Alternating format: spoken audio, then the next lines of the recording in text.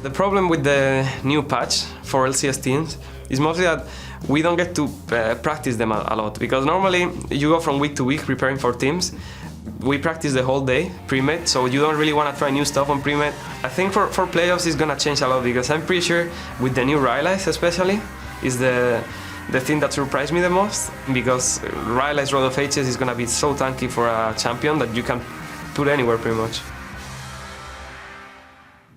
Welcome back, everybody. Setting up behind us on stage are Origen and Roccat, who are about to face off in their last game of the regular season. Without further ado, let's take a look at Origen. That means in the top lane, we've got Soaz in the jungle. It is amazing. Peke, the mid laner, Niels, the AD carry, their support, Mithy, and their coach, of course, is Leduc. Yeah, and of course, on the red side, we have Roccat right now fighting to get that playoff spot. We have Steve in the top lane, Jankers in the jungle, Nukedog as the mid laner, Mr. Rales and Vander down in the bottom lane, and of course Yamato Cannon, the coach, we heard from him just before, saying the main weakness of Roccat, they're too inconsistent. I feel like we can say that for almost every single team outside of the top 3 right now in Europe. Just about, but one of those teams in the top 3, Origen, they've got nothing to lose in this game, or gain really. They've locked in their semifinal bye, and honestly, if there's one criticism you can make from their game performance yesterday, it was Niels did not look up to par, but that was fine. He was saved by his team, and they knew how to step up around him. Yeah, he got hooked quite a few times, but it was fine because Peke could be the big carry. On the Victor here, he got to farm up a Storm in the mid lane, and then the team fights would just build around protecting him. And whenever H2K could never dive him, he would just take over the game. And he had a fantastic performance. We've seen it time and time again. And we know he's one of those players who will always perform in the playoffs, which is also funny because if you look at Origen, and with players like Peke and Soaz, who's been to Worlds and everything, coming into this split, they were happy just making playoffs. Oh, yeah. I feel like they've exceeded their own expectations by locking at the bye for semifinal and guaranteed a top 4 spot. And a lot of people's, and honestly, sure. We're talking about how they might be a middle of the table team, but you know, on the other side, Roccat, these guys are, as you said, fighting for a playoff spot. And you know, they control their own destiny in a lot of ways, but it could be one or 5 things. So the way the tiebreaker system is working right now is basically if Roccat beats Origen, Roccat will be in the playoffs, and they will then face Giants in a tiebreaker where they're playing for number 5 and number 6. So basically, whoever you will be facing in the quarterfinals. If Roccat loses, however, they will not be in the playoffs. They will be playing against Gambit, and they're fighting to avoid the promotion tournament. Gambit right now is sitting as number 8, so they're in the promotion tournament. Roccat will then be tied. Winner gets number 7, which is the safe spot. So it's either playoffs for Roccat or potential promotion tournament. They're going to play a tiebreaker no matter what, though. Yeah, it swings one way or the other. We're going to have to find out. Origen, remember, they did lose to Roccat the last time these two faced off. Can Roccat pull off the same magic? We'll find out as we get into picks and bans. First up on the chopping block, it is going to be Azir. So, we also heard Yamato Cannon talk about how Peke had a very predictable champion pool, maybe a weak one. Not sure I agree 100% with this statement, but I want to see how Roccat plays it out. Victor ban is obviously straight at Peke here, and with Azir also banned against Nukedog. So a lot of mid lane bans early on. Yeah, speaking of Peke, and of course his opponent in that lane, it will be Nukedog. The Rise banned away too. Not really surprised there, since up until today we were seeing quite a lot of them taken away. Won't get a chance to shine this game. But now you have the problem, if you are Roccat, do you ban Sivir or Rumble? Or do you leave both of them open? Because we know Origen likes to run Rumble in top lane. I think it's the best pick for Soaz. Mid-game power spike and enables Peke to play Varus in the mid lane as well. But at the same time, Sivir is such a contested pick, so Roccat needs to make a decision. Either you ban one of them and risk the other one getting first picked, or you leave both of them open and you try and trade, potentially get maybe an Alistar pick for Vander, maybe get a priority jungler with either Sivir or Rumble on your side of Roccat. Yeah, I mean, there really has been a lot left up with all of those targeted mid lane bans. The Corki is actually banned away versus Niels. That leaves Sivir up, that leaves Kalista up, that leaves Rumble up. Yeah. Origen and things like Alistar, for example, have gone completely unchecked. Not to mention our top tier jungle picks. What does Origen take as their first?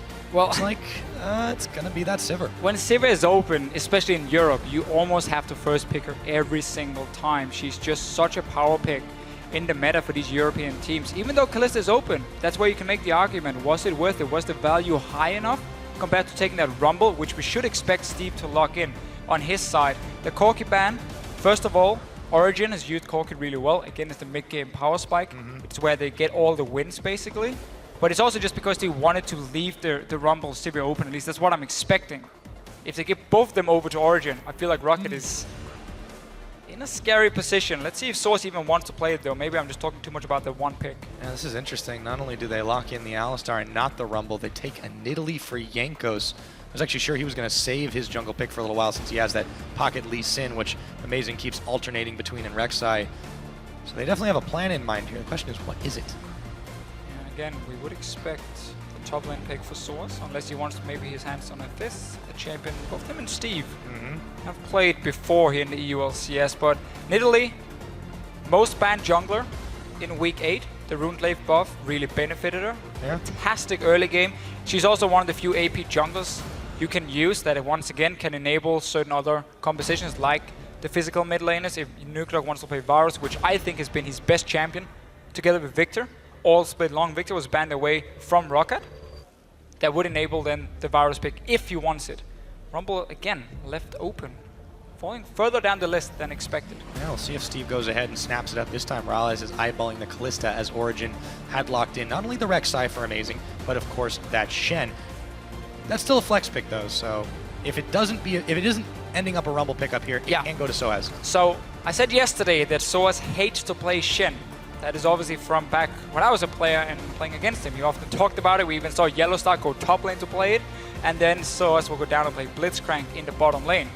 He then tweeted yesterday that he no longer hates playing it, so he could go to top lane, but Seaga's Mithy had a pretty good performance yesterday on the support Shen.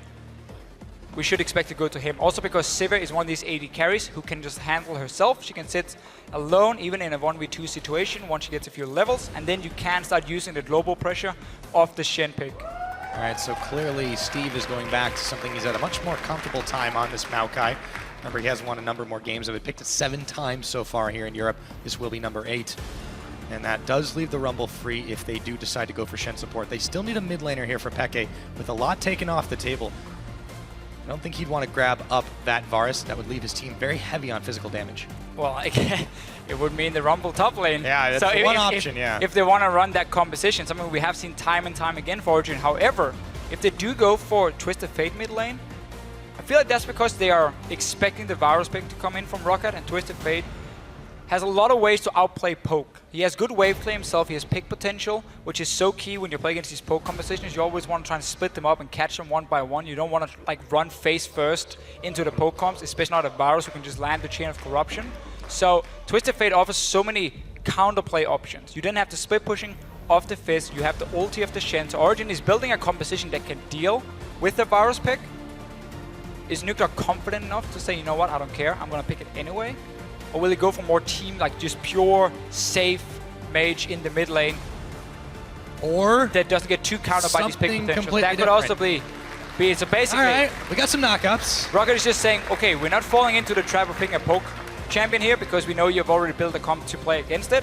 So we're just going to go full, head first, 5-on-5 team fights. If you want to create picks, we don't care. We're just going to hard engage somewhere else. And we have enough tools to get onto you and kill you. And we have the Nidalee jungle, Maokai top. That's the magic damage from Roccat. So you can pick one of these physical mid laners. Yeah, that is still going a little bit heavy. Well, it does have some nice synergy to it. Combos up with the Alistar if they can do it effectively. It also should be, and the Maokai, should be very effective in lane versus the Twisted Fate. All those cards can just get windwalled. Yeah, windwall, the cards here can play fairly aggressive. However, Twisted Fate might just try and shove out the wave and say, you know what, I'm not here to trade with you. I'm here to snowball my Fizz in the top lane. Because look at this here. If you try and gank Soaz, Pekka is going to show up and say hello. Amazing on Rek'Sai is going to ulti up and say, hey, I'm also here. And Mithy is going to say, you know what, guys, I'm going to TP in as well. So instantly 4 members are going to be there from Origen side. Obviously, poor little Nils is going to be left on his own somewhere to just sit and wave clear. Yeah. But how do you then stop Soaz in the split push? You don't. You have to be able to force 5-on-5 team fights if you are Roccat here. That's why they're not picking the poke compositions. That's why they're picking the all-in after seeing what Origen have been building. Well, with that, the stakes are set, and they are high for Roccat here. Origen only really playing for the fun of it at this point. But who do you think is going to walk away with the win? Why don't you hit us up on Twitter with hashtag OGWin or hashtag ROCWin? Will we see Roccat blasting off into the playoffs? They could do it with a win here, and we'll see as we load up onto the Rift.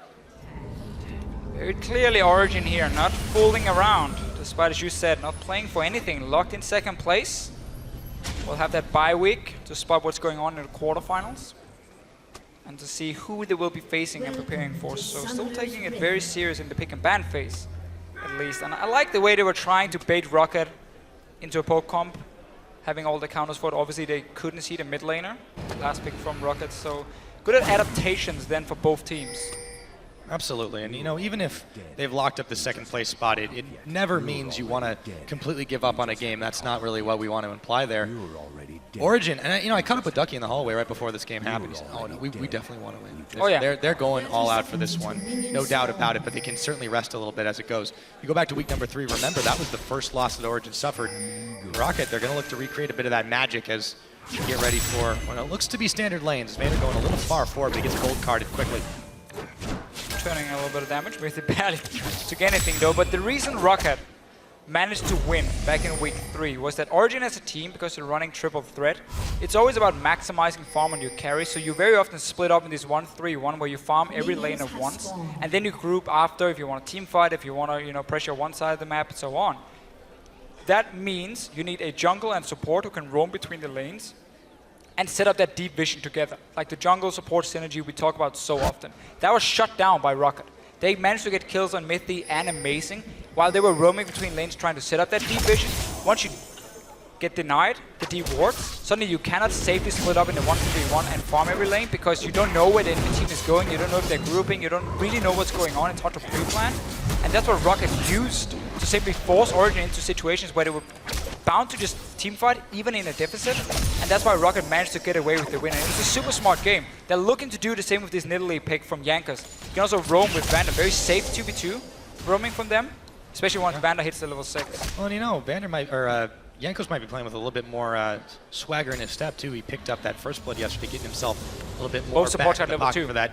2 supports going on the roam. Vander is looking to intercept Peke, who turns on the ghost, gets the gold card. So as playful tricksters over the wall. Mythy is going to be stunned up for just a second. In comes the Nidalee. Vanders is going in. The Origen might have bit off a bit more than they can chew. However, the Ignite secures the first blood for Soaz, and Roccat going to be out one member. So what happened here was both teams started Gromp, but gave the Gromp over to the support. So they both hit level 2 and they had the exact same plan. Like, okay, we're gonna go and early gank the mid lane. It's something we have seen more and more from these European supports now, adapting to what we see a lot of the Asian teams do, these early roams into mid lane.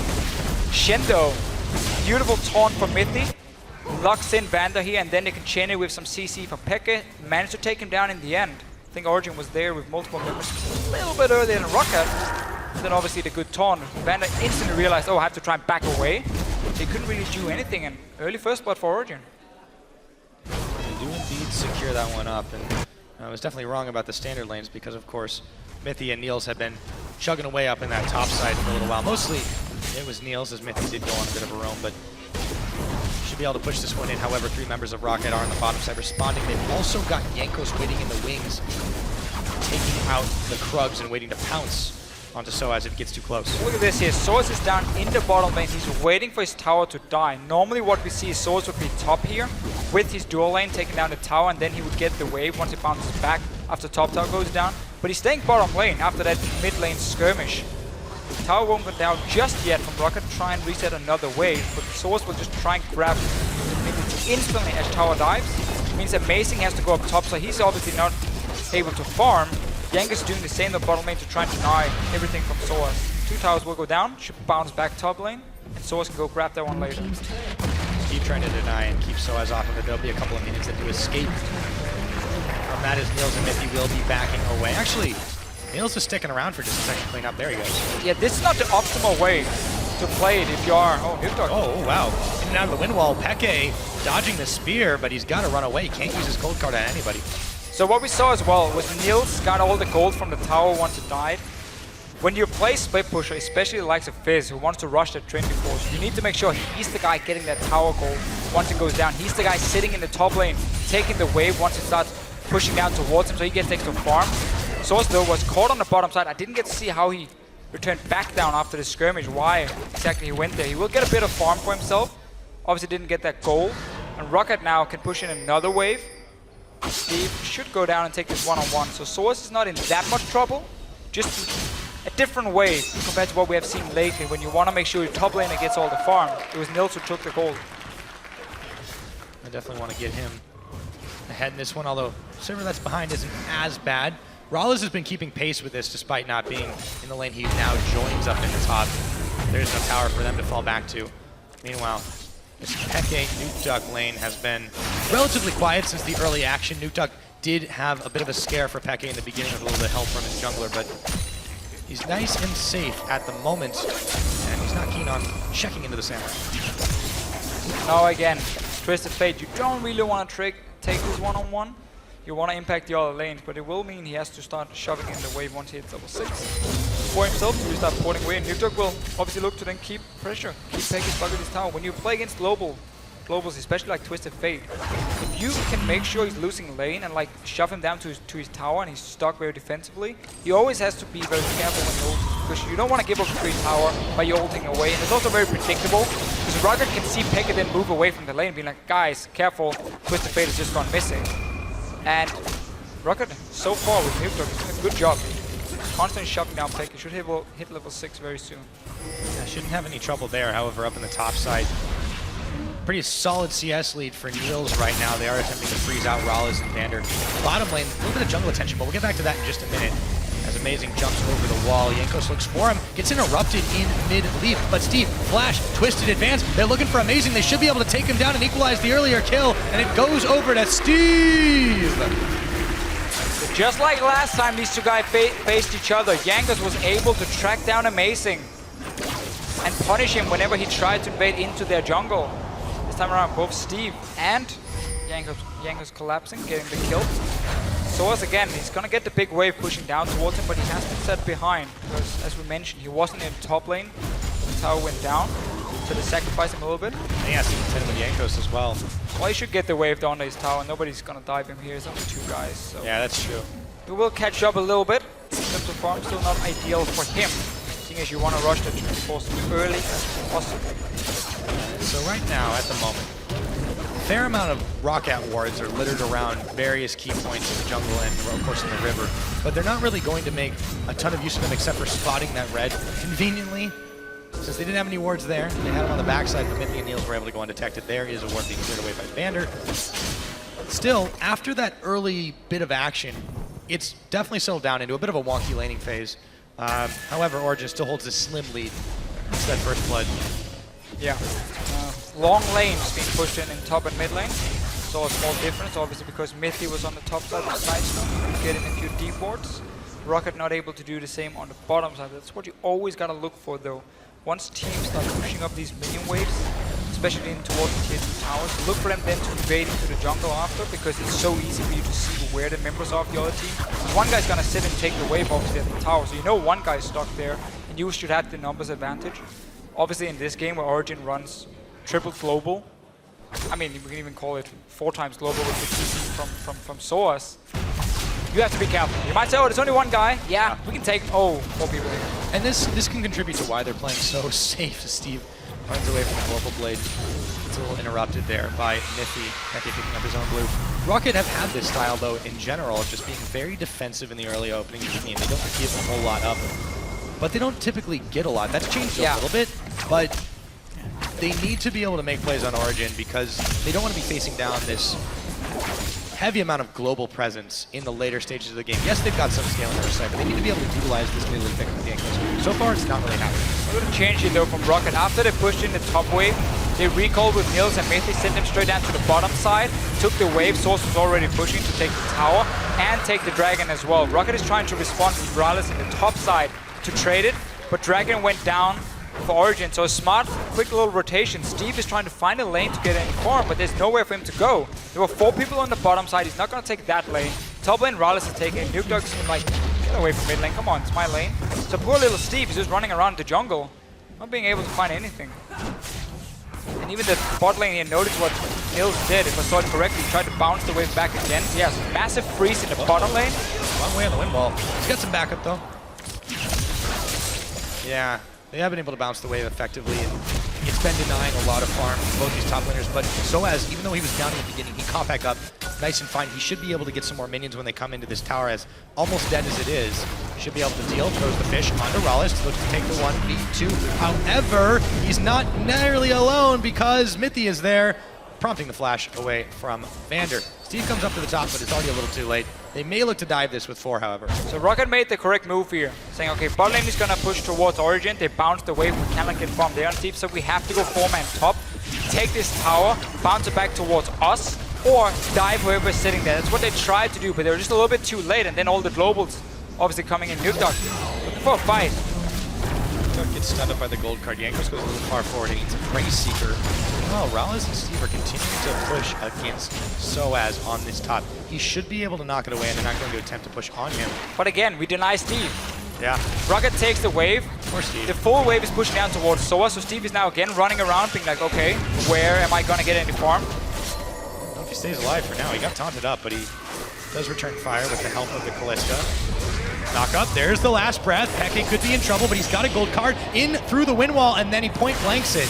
Back in tower range, Nuke Dog can't get any more damage on him. We might just see Steve try and go mid lane and like dive on Peke. Knock him up and see if him and Nuke Dog look kill more. amazing. Goes over the wall. Spear's not going to connect. The sapling's down, but that won't matter too much. So as Urchin strikes away from it. You're right, Steve is definitely not having a lot to do this game. If Roccat can use him with the rest of the team, like let's say Jankos and Vander running together, they can set up these dives. In the mid lane, like Peke is super low already. But nobody's pulling the trigger. After they already got a few wards in that jungle, they have Jankos here trying to poke from the side. Steve could have been here with the team. And at least try and force down mid tower. Like they gotta use it for something. When there are 2 waves freezing, you gotta go for the only wave where you can get something, and that's the mid lane right now. Or you gotta go and send multiple members to push out one of these lanes in the sides. Make sure it bounces back a bit faster, and Steve can get it. I mean, there's a lot of focus in this game here on how the minion waves are being set up once towers goes down. Who can get extra farm and who gets denied? As we said a few times, poor Steve. Not having an easy game. There's a wave coming to him now, though. So he's gonna get some farm. And we'll be able to gobble up a bit more of it, however. He has been set far behind, and you can see that difference with the CS that Soaz has acquired in his stead. So hopefully he can get a little bit back for himself, but for now, Roccat may have some time before they can utilize their tree very effectively. Jankos has been all over the map, mostly trying to influence the lanes, but because the waves have been bounced so much, it's hard for him to really get involved too. So I worry for Roccat going on later into this game, unless they can get a big wombo of a fight. Well, we have to remember the 5-on-5 team fight for Roccat is insane. If they manage to connect and knock up or displacement on, let's say, Peke or Hills in the back line, and Nuke Dog can jump in, they will be able to win these fights. I mean, look at his damage already against pushing target like Peke. Double TP coming though. Yeah, Soaz looks to follow through. Goes the fish. It's Mithy as well. Steve is there. They are bringing Mithy to the party. Steve could be in trouble as he's taunted. Tries to walk it out, but he can't do it, or can he? Flash! And Soaz thought he had him, but he didn't. Nuke Dog looks to zone him off. And what do we say to the God of Death, Officio? Not today for Steve. Very, very close though. We keep talking about the amount of globals from Origen. Instantly 3 guys in the bottom lane. Roccat though will take the mid tower. Seeing as we had so many members trying to run down and help Steve. In the end he stays alive, and he can still return and get this wave pushing towards him on the top side. No TP though, so he has to worry about the dragon if that is something Roccat is playing around. They should, because if you consider the fact that Origen got a fairly early first dragon, you always gotta start worrying about it when it's 2 or 3 dragons, because you don't want to let them have the ability to build it up. Nuke Dog though, my friend, you are overextending and you are all alone. One samurai against the world. Throws the wind ball, but it doesn't matter. Gets knocked up, collapsed. Origen made that look easy as we get into a pause scenario here right after the fact. So if we just look at the minimap right here when Nuke Dog dies. What happens when you're 1-3-1 split pushing? If 2 lanes are too far behind, like too defensive like this, standing at maybe, let's say, the entrance to their own jungle, or they're far away from any objective to take, and you're down in the bottom lane on your own pushing too far up, it is very easy for these teams to just say, well, let's just send 3 or 4 guys and kill him. Because there's nothing else the team can get on the map. Like, there's no mid tower to take anymore. There's no top tower. No lane was pushing. So Nuke Dog simply getting caught out down in that bottom lane, and easy pickup for Origen. Have to use obviously a few. Yeah, spend a lot, but see, the key is there's nothing else that Roccat get off of that. I mean, at the moment, you know, we're looking at the map. You guys aren't able to see it.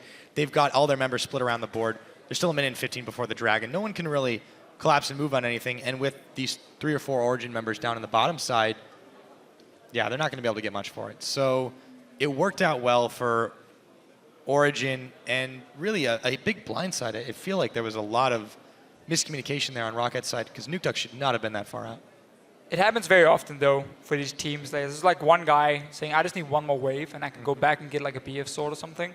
And then they end up overextending because everyone else had already recalled, and they're not on the same page in that case. But it's a very standard communication issue or mistake, honestly. It doesn't happen very often for teams, but from time to time you get punished.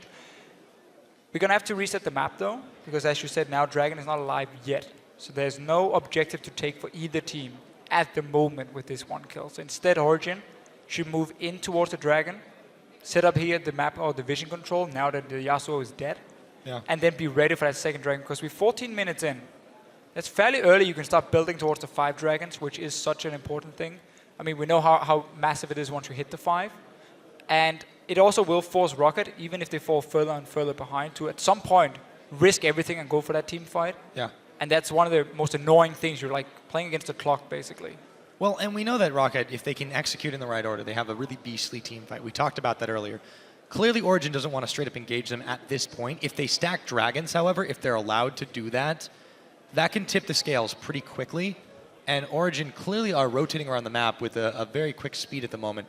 Get up to dragon number 3, for example, it's going to be even harder for Roccat to really catch them. So it'll be difficult for them to continue this split push pressure and force them into a very binary strategy of fight or run away. Especially also because Roccat is the team who wants to 5 versus 5. So they need to be in a situation where they can force team fights and say, you know what, we're not going to allow you to 1-3-1 and use your globals. We want you to group as 5 and come in here and take the fight like a man, you know? Don't try and run away from us or wait for someone to come and help you. Just go straight, head first. That's what Roccat is looking for. But if you lose control of the map, you're not the ones who can set up the dragons, because Origen will always create a pick first and then take it, or you can't get that far out, you know, because there's a risk of you getting picked off. So what Roccat is doing here is very smart. Vander and Jankos instantly, after the pick on Nukeduck, sees an opening to go in and place a few deep wards in this jungle. So they're setting up for this dragon now in 40 seconds. Origen should look to do the same if they want to get it up. Could also just again look for that one pick, go back to split pushing. There's no TP for Steve at least. Well, Origen do clear at least one of those deeper wards, but Roccat have the right idea. Dragons listen to him in the way. No teleport on Steve, so he either has to make like a tree and get the hell out of that lane, or he could be in some trouble pretty soon. Peki and Mythi are looking to cut him off and cut him down. Mythi in range to get the taunt, backs away. Peki's got the gold card, sends it, but he won't follow up. He didn't have full vision on the map of Vander, and he was in fact coming up to help. So more important is the battle down this side of the river. 16 minutes, about 15 and a half minutes rather, on the clock. Very slim lead for Origen, because they have that one kill and that one dragon up, but they are down a tower in the meantime. See it again though from Origen. It's just playing between the lanes, always roaming around. As you mentioned though, no deep wards. And you know what, we're not going to risk all inning on the Maokai and getting counter ganked. Instead, Roccat gets to set up potential team fight around Dragon. That is so key for them. If they can defend this mid lane at first, that's obviously one of the problems in their composition. They don't have any safe waves. You're going to get the Hurricane Kalista, who can clear the waves very fast. Yasuo can clear the waves very fast as well. But you got to get fairly close to do it, and that's the problem. If the team is already sieging on your tower, they won't allow you to stand and auto-attack these minions. Dragon Bane starting again. This is what Roccat wants. They want this 5-on-5 team fight where Origen cannot use the globals. They will be able to secure their first dragon of the game. Origen a little bit slow to respond, but they are now looking for a flank. Spear does not connect. Mythi goes in, pulls off the double taunt. The fish comes in, lands a Nukeduck, but Rallis has already taken down the ninja, and Origen get cold feet. Very key thing if you play support Shen in solo queue. You are not a massive tank. You are support. You are very squishy. It is very hard to beat engage. Oh, they're going! Oh, that's a last breath right there. Jankos is going to get the pick off onto Peke after that, and Soaz falls down. Rallis will get the kill credit. Amazing, gets a big bump up, but he is all by himself as Niels is trying to provide cover boomerangs, but he won't be able to get enough, and Jankos goes a-hunting through the jungle, gets Amazing, leaps away. It's going to be just like that. A 3-for-1 on the secondary fight. And we talked about what Roccat wanted to do, and that is set up for this dragon here, so they can get a 5-on-5 team fight, not playing around these globals at all. This is the second engage, obviously. Beautiful play from Nukeduck and just collapsing for Roccat 5 versus 4 to get all the kills. But before here, with Mythi running in first, taunting them as support Shen, he goes down instantly. The rest of Origen were not even close to helping him, and just Big mistake from Origen, getting punished. Roccat getting exactly what they want. And now once we start getting items like Righteous Glory, Talisman, hopefully, on Vander as well, you get to this point where Roccat can just pop one of these items, and they should be able to find and engage. And if you're playing against globals as well, take the fight to the globals. Gank the Twisted Fate. Or gank him, well, start the fight on the Twisted Fate, and he can't port in and get one of your backline carries, so he can't port to the side and kill anyone. And that's how you also can stop this potential 1-3-1 from Origen.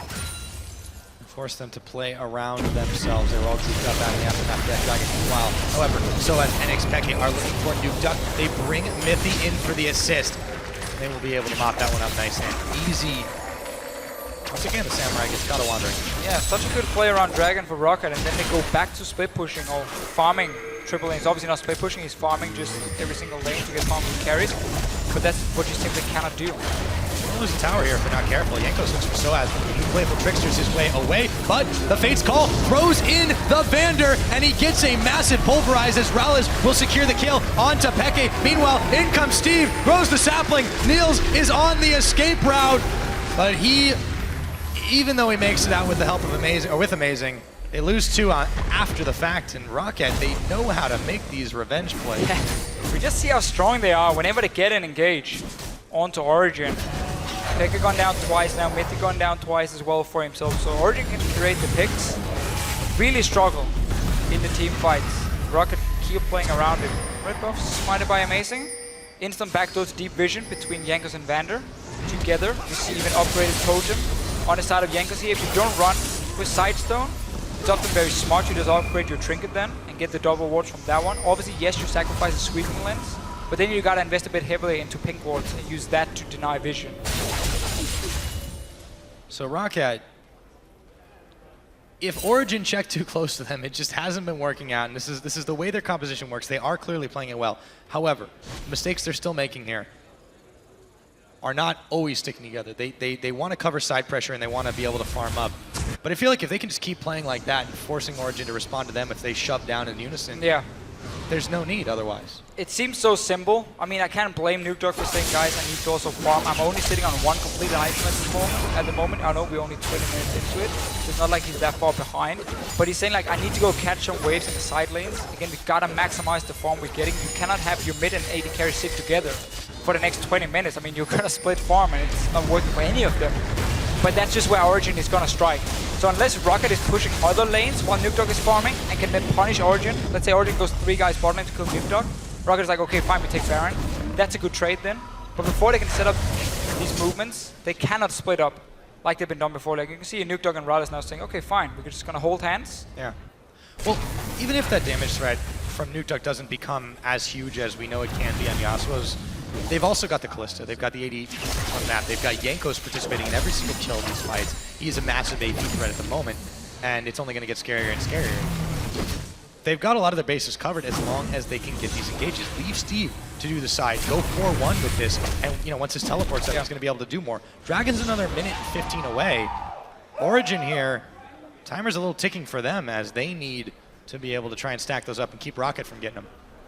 It's keeping Roccat at least from getting them, that's important. You never want to be forced into the 5-on-5 team fight to stop the Dragons. But also Origen again is waiting for Roccat to split up on the map and overextend in one of the side lanes. That's the opening for them. What they can do is start playing around Baron Vision potentially. And if Roccat splits up, try and go for a pick, but it becomes tricky to really use the globals here. Shen is a support, in my opinion, who really shines in the early to mid game because of his global pressure, while he's still fairly strong with his base stats. As long as he's not flash taunting into 4. That is the one. He's not the main engage. He never is. He's simply not strong enough with that. But when it comes to late game, and that's the point, is you more or less just become like 1 or 2 taunts maybe in a fight, and that's about it. You shield from your ulti, so you don't offer that much in a late game team fight compared to like an Alistar. But obviously Mithy has still done an okay job so far, getting what he can. Now, Origen has been split pushing the lanes. You see Roccat not sending anyone to stop Source because they know 3-4 guys is going to show up. So therefore will take some damage on the tower. Roccat invested everything on the bottom side of the map in terms of vision. Origen played around it. So Origen were able to get a little bit more damage dished on that. They dragged a few Roccat members along for the ride. On the other hand, there is a wave starting to push in the bottom. It's going to be defended by the blue minions for a moment, but Roccat still can buy some time and keep the pressure up. Soaz is solo pushing up in the top, can be dealt with by Steve, who has his teleport close to coming off cooldown. Soaz is available. It means Roccat are going to look to try and start off this dragon nice and quick. All the Origen members are going up top. Steve could be left for dead here, but Nukeduck might be able to solo secure himself a Drake, and Roccat are perfectly happy with that. Yeah, Origen knows they don't want to fight for the dragon. Instead of trying to trade it for top tower, but you can see, as you mentioned, how Roccat is keeping 3 guys as backup for Steve and already have a few defensive wards. So good little setup here for them, not leaving Steve on his own to say, you know what, you guys go gank him and kill him. And Roccat getting everything they want so far. We have to remind people, Roccat is playing for the playoff spot. If they beat Origen, they will face Giants, tiebreaker for number 5 and number 6 in the standing. So they're both in playoffs. It's just a seeding. Obviously, Unicorns of Love is number 4, so that would be the winner of that match who will take them on in the quarterfinal. And H2K is number 3, so that would be the other quarterfinal. If Roccat loses this game, they are out of the playoffs. They are going to be facing Gambit, where the loser will go to promotion tournament, and the winner will get the safe spot, number 7, where you can basically just say, that's it for now. We're going to wait for next play. It's simple, though. Winning in. Roccat did do it once against this Origen squad. If they can keep finding fights like we've been seeing, they could pull it off again. Scarab's more vision in the river, taking out the crabs. Jankos really has been all over the place this game. Yeah.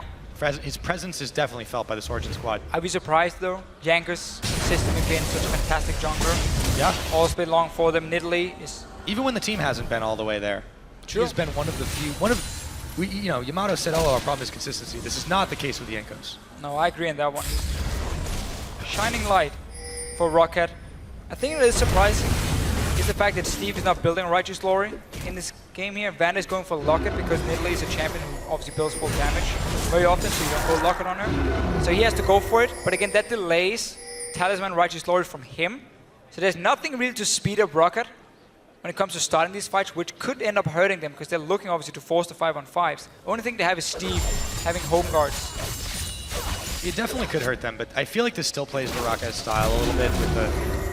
They always like to go, if not necessarily late game, that's what we always accuse elements of, but they try to play for big fights that come to them a little bit more. They play defensively around the map. Now let's take a look at what's going on the bottom side. There's been a scuffle between Steve, Soaz, and Mithy. Steve is exhausted. He's got his big ulti on, and he's flashing away to try and dodge. Playful Trickster, Soaz avoided. Peke comes in. Peke will smash and finish it off.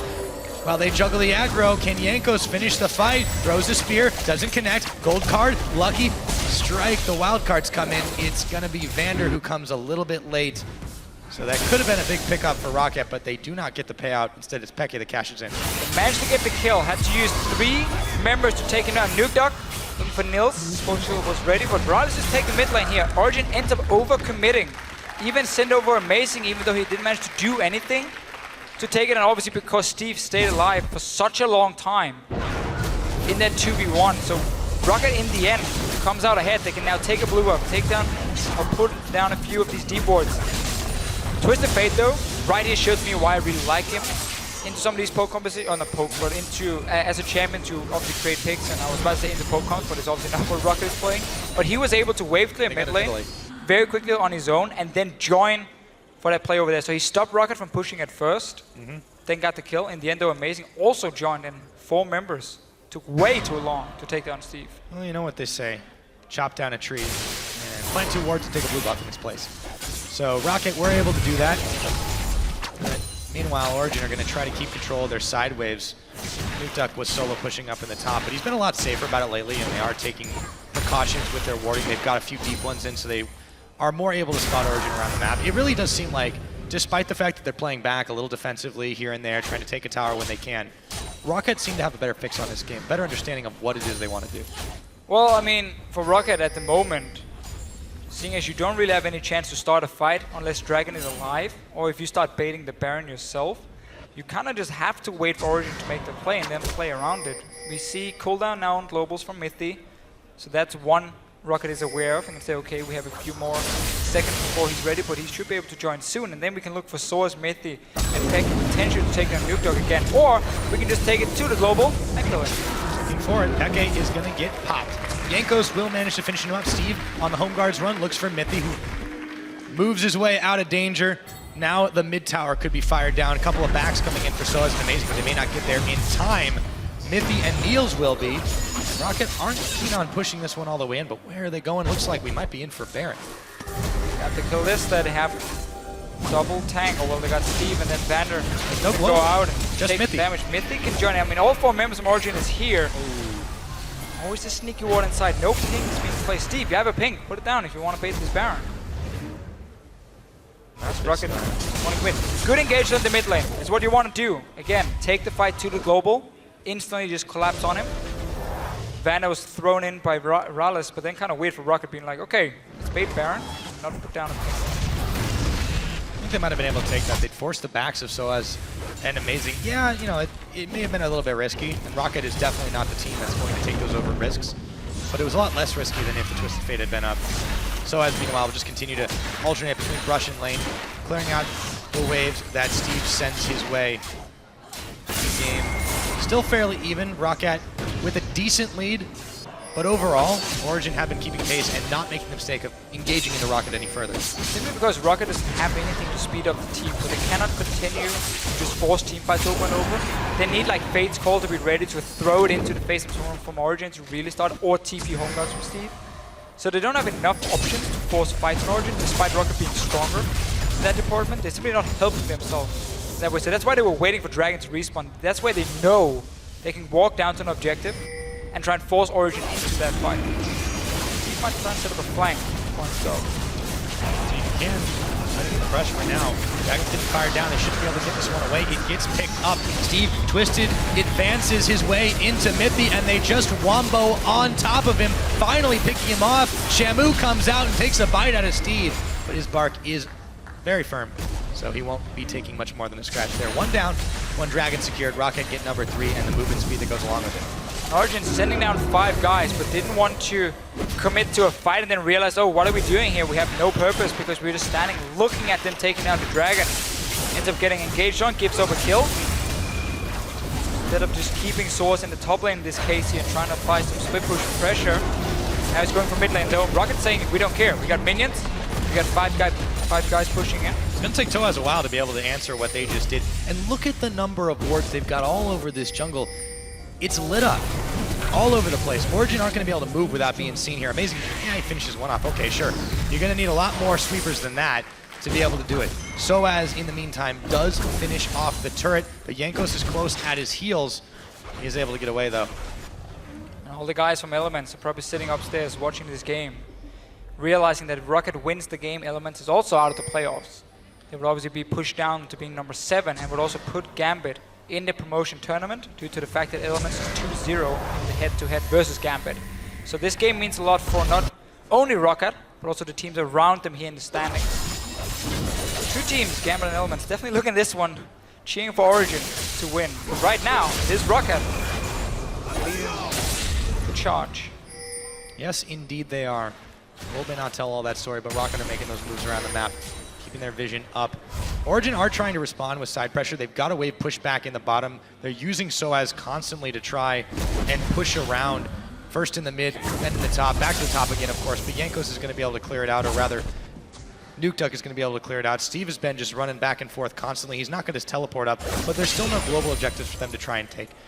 This is not a team that is just going to rush Baron, as we saw, of course. No. And Origen, well, some of their members may have in the past, they're not particularly keen on forcing themselves into a narrow corridor where that 5v5 is big. No, we just get that very slow mid game because one team is looking for that split push to gank you with multiple members.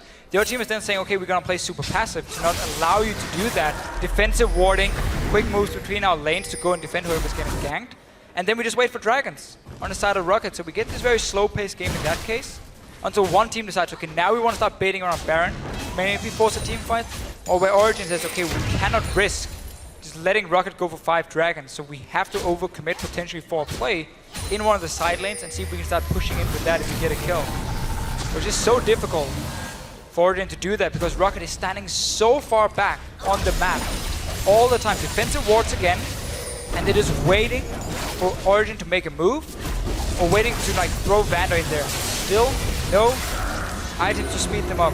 Now Steve is going for Righteous Glory. Third item, so it's coming very late. 32.5 minutes into the game. Once they finally finish that one off, it'll give them a little bit more trying to start these fights off, but it's a long time in the coming. Jankos jumps over, looks for Amazing, eats a Praise Seeker. Gets one Runeblade proc off as he sends him on his way. Wave clear crew of Roccat is continuing to push this one back, and of course we have the old familiar duel, the tree versus the fish. You could just see FLICKR move in towards the red buff of Origen down the bottom side and be ready to TP in, then realizing Roccat is already pushing down towards the mid lane, and then suddenly you cannot go for the play because then you overcommit too many. But Soaz is winning on his own, so that is great for Origen. He has buffed up minion. Baron has been started, so Roccat saying, okay, we gotta make a play here, guys. We gotta try and force Soaz away, see if we can get his TP. Just very risky when everyone is alive on the side of Origen. Origen didn't bite on that one. Soaz didn't get out. He didn't even start to use his teleport. Origen forced Roccat away with just a wave of their hand, really. And now FLICKR is looking to push on the middle. Steve is still working on dealing with Soaz under tower, and FLICKR is here with the gold card. Throws the chum the waters. This time the tree may not be so big. Soaz is taking a lot of damage, but he Playful Trickster's out just in time, and the tree will live narrowly as FLICKR oversteps his bounds. Jankos and Vander were there to punish him for it. But again for Roccat, they had to now give up the pressure on Baron to go back and defend Steve. I like the ban of command though from Mythy. Using, if you saw before here, it was Soaz and then the buffed up minion. Taking down the tower, Steve cannot really do a whole lot against Mythy, so you always slowly but surely get some damage on towers. That's what Origen is playing around. Instantly though, Roccat reacts to it. They have 20 seconds on FLICKR. You start that Baron, and you just disengage if Origen moves in, and you take the 5-on-5 team fight. Going for it, can't clear the other ward out, so Origen knows what's happening, but they've got no global presence. Steve from behind. Speak up. Steve looking for the flank. They've peeled off. Steve trying to lock him into place. He looks for Niels. Jump the water onto the Nidalee. Going to utilize his massive combo. Soaz, he's going down. Steve will polish him off. They've already picked off Niels, and Roccat can go back to the Baron in earnest here. It's going to be a hell of a job for Amazing to try and steal this one. And that was a great Baron call for Roccat, and then instantly you saw every member was like, okay, we turn, we don't stay in the Baron, we just go for the fight. We know we can get the engage. With Steve TPing in. Baron going down, Roccat gets everything they want right here, even has the ban of command themselves. So now the wave play from FLICKR and using Niels as effective routes. Mythy's not going to stop. He's got gold on his mind, that's for sure. Now, Roccat have got themselves a Baron buff for the next 3 minutes. The next dragon is going to be up, unfortunately, because of their back timings. They will have to give this one up, but Steve has the Righteous Glory. Do they want to try to collapse? Oh yeah, they will. FLICKR ain't Amazing. Mythy's around the side. They're gonna rush him. They're moving. Vander's in there. The big cow comes to play, and they flash away. Roccat should be able to secure this one. Thank you very much for starting it, they say to Origen as they wave over the back of the pit. Number 4 for them. Baron buff on. Roccat are turning up the heat, and they are looking to punch their playoff ticket. Getting so scary now for Origen. 4 dragons, Baron buff, Righteous Glory finally on Steve. So Roccat can just say, okay, you want to split push? We don't care. We're just going to pop Righteous Glory, 5-on-5, instantly engage onto you. And just take, we have seen every single team fight heavily in favor of Roccat. Nuker just dives in with the big tanks in the front. This tower is going down. Ban of command from Vander this time.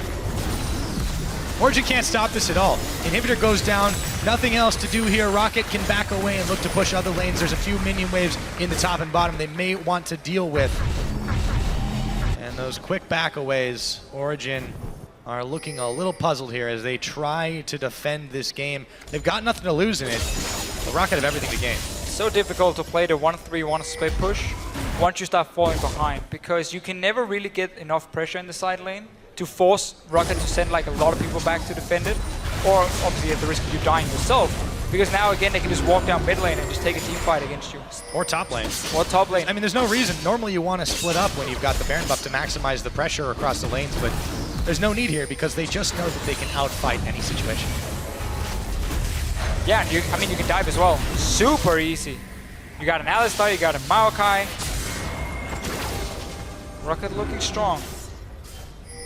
Very strong indeed, and they're making a statement here. You know, it has been a season of ups and downs for this team. We wondered at the beginning of the spring split when they were just dropping games left and right, where was this team that had gone so far in the previous year? They made a few roster changes. It didn't seem to work out. We heard from Yanko some weeks back about, you know, hey, I wish this had happened, I wish this had happened. But now they're on the cusp of making these playoffs. They still have a chance at a run far if they can keep playing strong like this. They definitely have pulled a one over on Origen at least once, and they look to do it again today. It's such a standard Roccat game, though. It's true, it doesn't have to be innovative if it works. Trying to play it very safe and wait for the other team to make the moves, then trying to react instantly. This tower going down. Soas, he's gonna need to hurry up if he wants to take something. FLICKR might just try and join him, and they're gonna try and base race them potentially, because they cannot stop this push anyway. Oh, and just gonna force the flash, so we've got the makings of a race, but Soaz by himself may not be able to do much against Roccat here, and this may be the final push. Nexus turret's on, getting shredded through, as Amazing as well will go down. The last breath will help to finish him off. The last Nexus turret will fall. Soaz realizes far too late, and now Roccat, with this win, will secure themselves a playoff berth. Yes! Come in here, man. Oh my God. We are in playoffs! Roccat realized during the game how to avoid the globals coming in from Origen. They started grouping, they got the dragons going for them. Fantastic team fights all around as a team here. And such an important win. As you said yourself now, they are in the playoffs. They will face Giants in the tiebreaker after our last match, Fnatic vs Unicorns of Love. Winner gets number 5 in the standings, loser gets number 6. Still in the playoffs, no matter what. This also means, as I said before, Elements are out of playoffs, but they get the safe spot in the league. They're not in the relegation zone, they're not in the playoffs, they're just done for this split. And Gambit will go to the promotion tournament, where they have to face one of the challenger teams. But they do get to choose who it is, unlike SK. That's true. They have obviously the higher seed, so they can choose whichever team they want to face. The pieces fall into place here, so all we've really got yet to battle is that seeding for the playoff race, and of course that will mean a lot as well. But Roccat, for now, smiles on their faces. I mean, very few times can you say a single game has so much meaning, because it could have been the difference between playoffs, which they just made, or a potential spot in the promotion tournament. Yeah. And that is, you can just see the relief on the face of Yamato as well as the rest of the team. Origen, maybe not the happiest about that, but you know, it's a game to test things out. It's a game to try something different and see if it works or not. It is. And you know, And even if it doesn't work. You go back, if you're Origen, you go back, you rewatch the game, you talk about where did we make mistakes, what can we fix. You now have, you know, extra weeks because you're in the semifinal, you have to bye. So Origen are still in great situation. Fantastic. Position also like for the playoffs. We're just gonna have to see if this tiebreaker, and then of course we're gonna have to see if Fnatic in the last regular season game can get 18-0. Well, that's coming up next. I mean, we'll have to see. Not to give any early previews, but you know, if one team is going to beat them and destroy everything, it is the Unicorns of Love. They have I'm been just that going to team. say it. It's the nemesis. I mean, you know, we've got that head-to-head going on. There's all sorts of cool stuff coming up. We're getting ahead of ourselves. Come on. True. Roccat, this is their moment right now. I mean, it almost seemed like a Herculean task at the beginning just because of where Origen was throughout this split. Yes, Roccat had won the one game, but it was so long ago, and Roccat had been up and down constantly across the board. But they were able to pull it off. And to talk a little bit more about that, we're going to send it to Pulse side stage for a closer look at Rockat's win, blasting them into the playoffs. Thank you very much, Pyra. I'm joined here, and once again, congratulations on your victory. You've now made playoffs. You will have to play the tiebreaker later, but how does it feel to have made playoffs? Well, it's obviously great. Like in the first season we joined, the LCS, I was 2 times in playoffs. Like we had 3rd and 4th place. So then last split we didn't even qualify for playoffs, went to relegation. So it was really sad for me. So it's happy to be back in the top of the league instead of the bottom, right? Yeah, looking very good. Well, Yamato was saying earlier that you guys were having problems with consistency. Just there, it didn't look like you had any problems at all. Do you have any more problems that you're constantly working on? Well, what this week showed is obviously that we have a problem with consistency, because yesterday we played really bad, and today we we just did what we should have done yesterday pretty much. What helped us also is that we had early game jungle this game and early game ADC. Like yesterday, Kalista and Nidalee pressured us really hard early game, and I don't think we could do much. But our late game was much stronger, but we failed at the Nashor, and it was pretty funny how we lost the game yesterday. So like we had much better early game, and we used it today. Yeah, and used it very well. Now, looking forward to playoffs, do you think you can first make the tiebreaker later? And if you do reach playoffs, how much do you think you can do? How far can you make it? Well, it depends if we play Fnatic or not. Giants, like we beat them 1 or 2 weeks ago, so I think we have a good chance against them. Like Pepinero is really good, and but I think we can do it. And about playoffs, it's really hard to say. Like best of 5, it's completely different. We'll prepare and we'll do our best, but it's hard for me to judge. Oh yeah, for sure. Well, the preparation has paid off so far. Vander, thank you very much for the interview. We're going to throw it over to the analyst desk to look at that game. Why, thank you so much, Paulson there, Vander. Roccat making it into playoffs. I also like the very different tone that we hear from the Roccat members. Of course, in the spring split, there was a lot, of course, of, well, we're going to get top 2, we're going to make it, we might even become the champions. Now it has all kind of, it's more subdued. I think it's good for them going into the playoffs that way. I certainly think it is. You can see that they looked at what they did yesterday and fixed a lot of their issues as well. So nice to hear that Roccat at least were realistic coming into today's game. They knew they could win it because they'd beaten Origen before, and certainly their preparation paid off. What was the key to them for this game? Vander there mentioned early game jungler, early pressure, which seems to be the key for them all the time, although they often make it go late. I just felt like Origen kind of outplayed themselves with the globals. Like they just kept TPing mostly for Steve and trying to take him down, but they never really succeeded in a way that would have been good for them. Like sometimes they killed him, but they lost mid-turret. Sometimes they didn't even kill him. Sometimes they just died. It just didn't work out at all with the globals. It didn't, and as soon as the team from Origen were a little bit split, Roccat today actually managed to force fights. That's what they couldn't do in yesterday's game against the Wolves. And you can see with the composition they had this time, as Vander alluded to, finally it works out for them and learning from their mistakes. Well, we've seen it a couple of times at Roccat versus Origen game. The last time around it was actually the same. We're going to have to see if it's only versus Origen that in some way they found that, well, magical way to get those victories. I do believe we can take a look at the standings, because this of course means a whole lot, especially for Elements, as they are now eliminated from the playoffs for sure and are in that 7th spot, which does mean that they will be retaining their LCS spot. Roccat clinched the playoffs, and they will be playing a tiebreaker with Giants for the 5th seed. As said, Elements not going to the promotion tournament safe once again, which is actually what happened last split as well. Now, in just a few minutes, Fnatic will face their final challenge on the road to the perfect split in a rematch of the spring finals versus the Unicorns of Love. And earlier we asked who you thought was ready for playoffs, and an @YoungDMO though tweeted, UOL is absolutely ready for a best of 5. Their cheesy picks and their ability to throw their opponents off will lead them to wins. Actually, there's still a bit of cheese left after Kiki's left at Oriana with Nashor's tooth. We don't see that every day. Yeah, they definitely have the cheese ready, but I don't know, they seem to have some problems with consistency, which is like the key for best of 5s.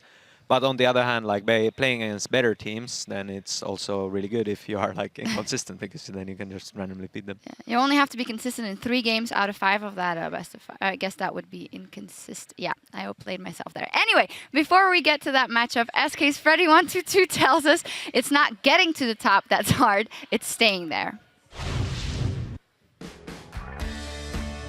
It's really difficult to go an entire split unbeaten. Like, there's a lot of work behind the scenes, and you have to keep updated with every patch. You have to be aware of the meta, you have to adapt, and that's like 5 or 6 times a split, so it's not like you just master something and keep playing it until you're the best. If they manage to do it, then I don't know if any other team will ever match it again.